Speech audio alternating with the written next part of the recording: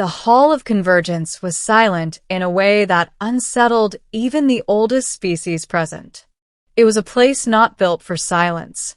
Carved into the hollowed heart of an ancient asteroid, the chamber spanned miles in diameter. Its ceiling shimmered with captured starlight, refracted through crystalline membranes grown by the Thalvi wire. Floating platforms drifted at different altitudes, each holding representatives of civilizations so old that time itself felt young in their presence. War had been the reason for their gathering. Again. And at the center of it all stood the object of interest. No, the anomaly. A human. He stood alone on a circular dais of black stone, wrists unbound, posture relaxed, eyes moving with quiet awareness. He wore no armor, no insignia, no mark of status. Just a worn jacket, scuffed boots, and a calm expression that infuriated half the chamber. "Explain," hissed a voice that seemed to echo from everywhere at once. The speaker was not visible in any singular form. The Vacor Collective did not bother with bodies in meetings like this. Their presence shimmered like a distortion in reality itself. "How," the voice continued, "did a single human operative dismantle 3 war fleets, disable a planetary defense grid, and walk unchallenged into our convergence space?" Murmurs rippled across the assembly. Not fear. Not yet. But something dangerously close. The human tilted his head slightly, as though considering whether the question deserved an answer. Before he could speak, another voice cut through the chamber, sharp, resonant, and commanding. "You are asking the wrong question." Every gaze shifted. Descending slowly from an upper platform was a figure that radiated presence like a collapsing star. She was tall, even by the standards of the larger species, and her form shimmered with iridescent plates that moved like liquid metal. Her eyes burned with a soft, dangerous glow, and her crown, an organic structure grown rather than worn, marked her unmistakably. She was of the Kari Dominion, and not just any Kari. She was their apex. Commander Zyra Vol, someone whispered, though whispers were unnecessary. Everyone knew her. She did not acknowledge them. Her attention was fixed on the human. "The correct question," Zyra continued, stepping onto the central dais with effortless authority, "is not how he did it." She stopped a few steps away from him. "It is why he allowed you to witness it at all." Silence deepened. The human smiled faintly. "Well," he said, voice quiet but carrying effortlessly through the chamber, "that's one way to put it." A ripple of unease spread through the gathered delegates. The Vacor voice sharpened. "You speak as though you possess control over outcomes beyond your species' capability." The human shrugged. "I speak as someone who doesn't feel like dying today." A few beings bristled. Others leaned forward. Zyra Vol studied him carefully, her gaze dissecting every micro-expression, every shift in posture, every breath. She had seen warriors before. She had broken empires. She had ended bloodlines that span millennia. But this was something else. There was no fear in him. No arrogance either. Just certainty. "You are not military," she said. It wasn't a question. The human chuckled softly. "Not officially." "Then what are you?" He met her gaze. "Problem solver." That earned a few low, confused sounds from the assembly. Zyra's lips curved, just slightly. "Then you are a weapon," she corrected. The human didn't respond immediately. "Sometimes," he admitted. The chamber grew heavier. Weapons were understood. Weapons could be measured. Weapons could be countered. But this was not behaving like any weapon they knew. Zyra turned slowly, addressing the assembly. "You seek to interrogate him," she said. "To dissect his methods. To extract his secrets." Her gaze hardened. "You will fail." A stir of outrage followed. "You presume much, Kari," snapped a representative of the Telner hive. I state a fact, Zyra replied. She gestured toward the human. He is not here because he was captured. Another pause. Then why is he here? The Vacor demanded. Zyra's eyes flickered back to him. For the same reason I am. The human raised an eyebrow. And what reason is that? Zyra stepped closer. Close enough that, for the first time, the chamber collectively held its breath. To make a claim. The words landed like a gravitational collapse. The human blinked. A claim? Zyra didn't hesitate. I claim you. The chamber erupted. Voices overlapped, outrage, disbelief, and confusion blending into a chaotic storm of sound. Impossible. Absurd. Humans are not recognized under. On what grounds? Zyra raised one hand. Silence returned instantly. Her authority was not political. It was earned. By right of conquest, she said simply. A Telner delegate snapped. He was not defeated by you. Zyra tilted her head. No, she agreed. Her gaze returned to the human. He was not defeated. A chill spread through the room. The human exhaled slowly, running a hand through his hair. This is getting complicated. Zyra ignored the comment. I claim him, she repeated. Not as a prisoner. A pause. Not as a slave. Another pause. The chamber leaned in. As my prize. This time, the silence wasn't just heavy. It was absolute. The human stared at her. You're serious. Zyra met his gaze, without flinching. Completely.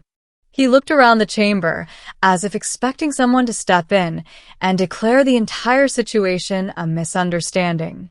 No one did. He looked back at her. And what exactly does that mean? Zyra's voice softened. Just a fraction. It means, she said, that you are under my protection. That changed everything. The reaction was immediate and visceral.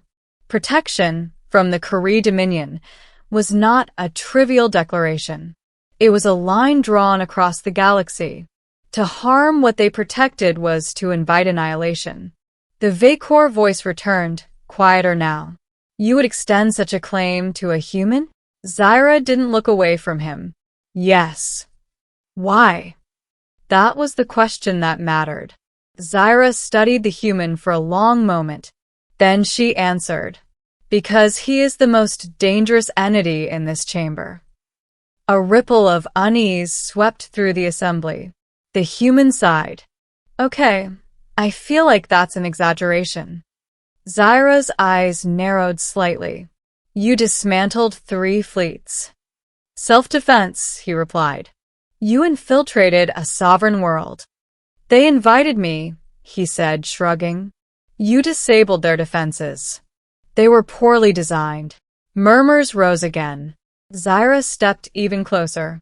You walked into this chamber unescorted. The human smiled faintly. You noticed. Her voice dropped, almost to a whisper. Nothing that walks unescorted into a gathering like this is harmless. Their eyes locked. For a moment, the rest of the galaxy ceased to exist. Then the human leaned back slightly, breaking the tension. So what now? Zyra straightened. Now, she said, loud enough for all to hear, you accept or refuse my claim. The chamber held its breath again. The human looked genuinely thoughtful now.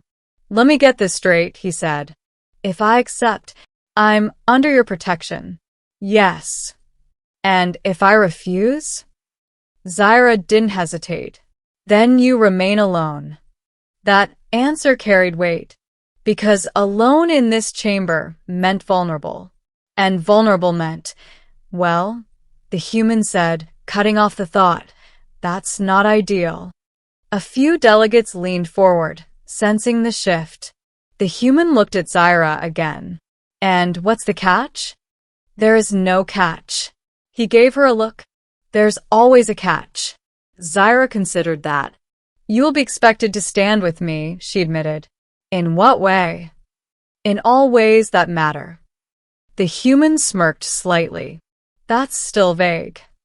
Zyra's gaze sharpened. It is as specific as it needs to be. A pause. Then the human laughed softly. You know what? Sure. The chamber froze. Zyra blinked. Sure. I accept, he said simply. For a moment, even Zyra seemed caught off guard. You accept my claim. Yep. You understand the implications. Not fully, he admitted, but I get the general idea. Zyra studied him again, searching for hesitation. There was none. Very well. She turned to the assembly. It is done. The declaration echoed like a final verdict. And just like that, the balance of power in the chamber shifted. The aftermath was chaotic, not in the loud, explosive sense, but in the quiet, dangerous recalculations happening behind every set of alien eyes. The human, now under Curie protection, was no longer an unknown variable. He was a protected asset, which made him infinitely more valuable and infinitely more dangerous. Zyra led him away from the central dais toward a private platform reserved for Dominion representatives. The moment they were out of direct earshot, the human exhaled. Okay, he said. You're going to have to explain a few things. Zyra glanced at him. Such as? For starters, he said. Why me? Zyra didn't answer immediately.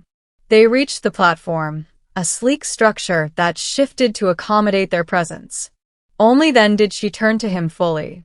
Because you interest me. He raised an eyebrow. That's it.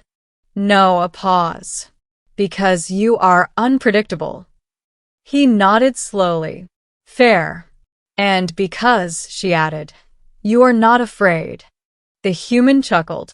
Oh, I'm afraid, he said. I just don't let it make decisions for me. Zyra considered that. That is a useful trait. He leaned against the edge of the platform, looking out at the chamber. So what now, he asked. Do I get a uniform? A title? A handbook? Zyra's lips curved again. No, good, he said. I hate paperwork. For a moment, neither spoke. Then the human glanced at her. You know this is going to make things complicated. Zyra tilted her head. It already has. I mean politically, he clarified. You just put a target on both of us. Zyra's expression didn't change. I am accustomed to being a target. He smiled slightly. Yeah, I figured. Another pause. Then he added more quietly, you didn't have to do that. Zyra looked at him. Yes, she said. I did. He frowned slightly. Why? This time, her answer was immediate. Because if I hadn't, she said, someone else would have tried to destroy you. He didn't argue with that. Fair point. Zyra stepped closer again. And I do not allow potential assets of that magnitude to be wasted. He laughed. There it is. I knew there was a catch. Zyra didn't deny it. You are valuable. And what if I decide not to be? Her gaze sharpened. Then you will learn why I chose you.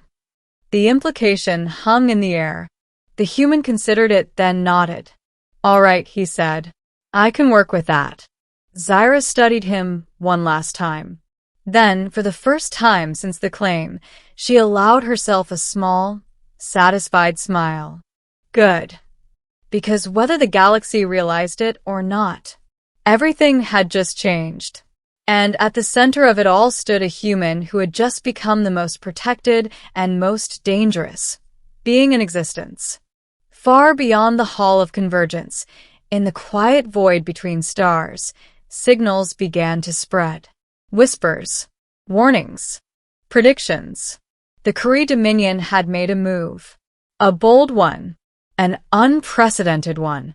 They had claimed a human, and the galaxy was left speechless. The silence in the Hall of Convergence didn't last. It never could, Because power, real power, doesn't settle quietly. It reacts. Within hours of Zyra's declaration, encrypted transmissions flooded the galaxy. Entire empires paused their campaigns. Fleets altered trajectories. Ancient observers, who hadn't intervened in millennia, began watching again. Because something unprecedented had happened. A dominant apex war species had not conquered a threat. It had claimed it. The first move. The first to test that claim came sooner than expected. They always do. The Telner hive didn't believe in restraint. They believed in consumption. And they believed, arrogantly, that no claim could override necessity. 3 biofleets emerged from fold space at the edge of Kari-controlled territory. Organic warships, vast and pulsating, like living predators. Their message was simple. The human is to be surrendered. No negotiation. No diplomacy. Just demand. On the Kari command deck, Zyra Vol stood unmoving as the message repeated. Behind her, tactical officers waited. "Shall we mobilize the outer fleets?" one asked. Zyra didn't answer. Her gaze shifted to the human. He stood off to the side, arms folded, watching the projection with mild interest. "You expected this," he said. Zyra nodded. "Yes." And she turned fully toward him. "You are under my protection." He sighed. "Yeah, you've mentioned that." A pause. Then he asked the real question. "So, how many ships are about to die because of me?" Zyra didn't flinch. "As many as necessary." The human studied her for a long moment. Then he shook his head. "That's inefficient." The room went still. Zyra's eyes narrowed slightly. "Inefficient?" "Yeah," he said casually. "You're thinking in terms of force projection. They're thinking in terms of consumption. If you meet them head-on, you win, but you burn resources." He stepped closer to the projection. "I don't like waste." Zyra watched him carefully. "What do you propose?" He smiled faintly. "Let me talk to them." The second shock. The Telner hive expected resistance. They expected fleets. They expected war. What they did not expect was a single, unarmed human vessel entering their formation. No escorts. No weapons charging. No shields raised. Just approach. Inside the Kari command chamber, tension was suffocating. "They will destroy him," one officer said. Zyra didn't respond, but her claws had tightened, just slightly. The transmission opened. The human appeared on every Telner consciousness node simultaneously. He leaned casually in the frame. "Hey," he said. "Let's not do this." The hive responded instantly, their voice layered and vast. "You are property." He grimaced. "Yeah, not a fan of that wording." "You will be harvested." "Also not great." A pause. Then his expression shifted. Not aggressive. Not afraid. Just focused. "Okay," he said. "Let me show you something." What he really was. Back in the Hall of Convergence, the feeds were being watched again. Every species. Every observer. Every silent power. Because something felt wrong. The human ship didn't fire. It didn't deploy drones. It didn't activate any visible system. Instead, the stars around the Telner fleet flickered. Just slightly. Then, space bent. Not violently. Not explosively. But precisely. Like someone adjusting a piece on a board. One of the Telner ships vanished. Not destroyed. Not damaged. Just gone. Reappearing moments later, far outside their formation. Then another. And another. Panic rippled through the hive. Not emotional panic, but structural instability. Their coordination fractured. Inside the Kari command deck, no one spoke. Because they understood. This wasn't a weapon. This wasn't technology. This was control. Zyra's voice, quiet but certain. He's not fighting them. An officer whispered. Then what is he doing? Zyra answered. He's rearranging them. The truth revealed. The human reappeared on the hive's collective feed. See, he said calmly, I don't actually need to destroy you. Another ship disappeared. Reappeared light minutes away. I can just move you. A pause. Then softer. And if I can move ships? He looked directly into the camera. What do you think I can do to planets? Silence. For the first time in recorded galactic history, the Telnor hive hesitated. Then came their response. Not a threat, not a demand, but something far rarer. We withdraw. Aftermath. The fleets scattered, retreated, vanished into deep space. And just like that, the war that never began ended. Back in the Kari command chamber, no one moved. No one spoke. Because they all understood what they had just witnessed. The human hadn't won through strength. He hadn't even fought. He had simply demonstrated that conflict itself was optional for him. The human returned, docking quietly, walking back onto the command deck like nothing had happened. He stretched slightly. Okay, he said. That should hold them for a while. Zyra stepped toward him. For once, she did not look like the apex predator in the room. You displaced an entire fleet, she said. Temporarily, he corrected. They'll reorganize. You bent localized space-time without a field. Yeah. A pause. Then she asked the question that mattered. What are you? The human looked at her. Really looked. Then he sighed. I was hoping we wouldn't get to that part yet. Zyra didn't move. Answer me. He hesitated, then spoke. Humanity, he said slowly, figured something out a long time ago. He gestured vaguely toward the stars. Energy, matter, space, it's all just systems. Zyra's gaze sharpened. And you control those systems. Not all of them, he said. Just enough. A pause. Enough to survive anything that tries to wipe us out. Zyra absorbed that. Then asked quietly, And you came here, why? He smiled faintly. To see if the galaxy was worth saving. The final shift. Days later, the Hall of Convergence reconvened. But everything had changed. No one questioned Zyra's claim anymore. No one challenged it. Because they now understood. It wasn't that she had claimed something powerful. It was that she had recognized it first. Zyra stood once more before the assembly. The human beside her. Not behind. Not below. Beside.